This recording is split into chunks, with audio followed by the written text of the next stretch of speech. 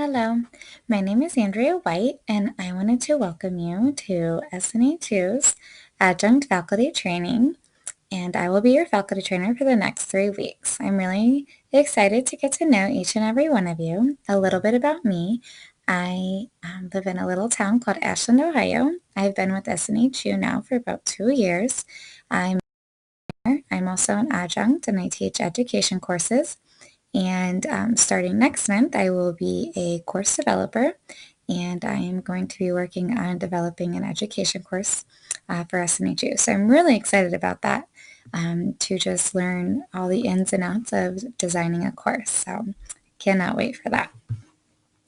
All right, so I kind of want to just kind of show you the ins and outs of Blackboard here real quick, show you what each tab does, and kind of go from there. I really want to be active in this training.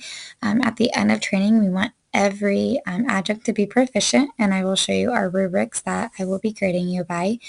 We really highly encourage you to be exemplary. That's what we want you to shoot for. But I will be giving you feedback along the way to meet those requirements.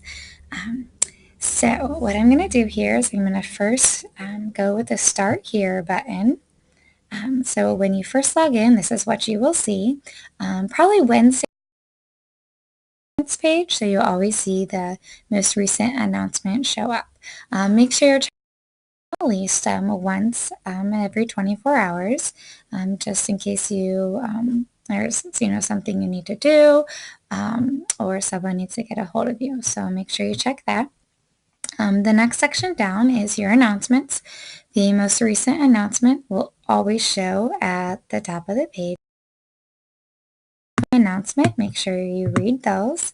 There's some helpful tips. Like I said, you to be active, really try hard to do the 5 days would be awesome. That is required of our instructors here at SNHU.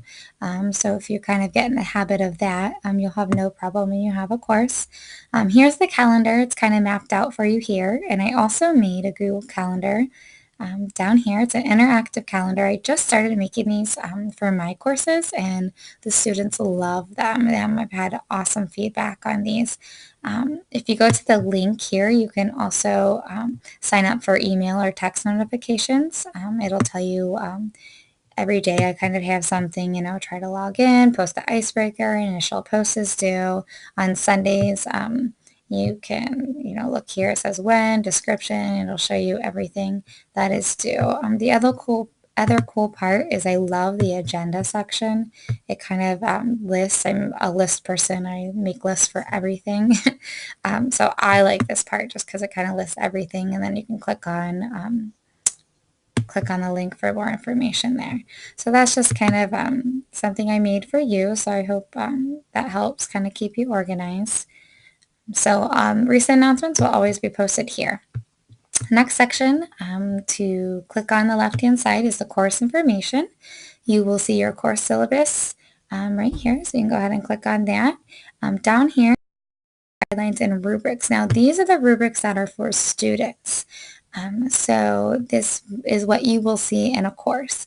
So if you undergrad, that's a discussion board for undergrads. If you're teaching grad, there's a discussion board for that, and you can scroll down and see the others. Now in week 2, you will be grading a per 10 students feedback for a discussion board. Now if you are going to be teaching undergrad courses, you may use the undergrad rubric. If you're going to be teaching grad courses, you may use the discussion board grad rubric to become familiar with those.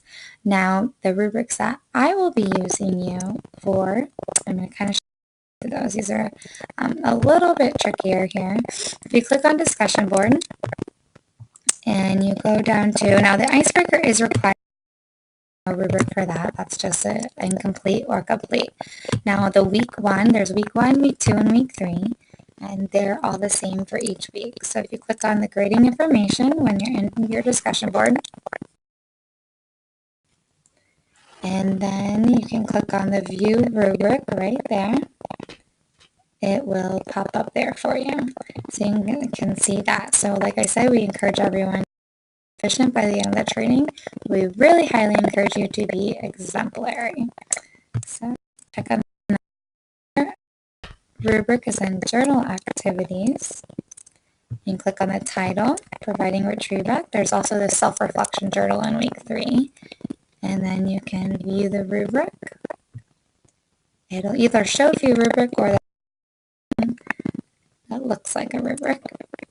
And you can check those out. So I will remind you to view those in each weekly announcement as well.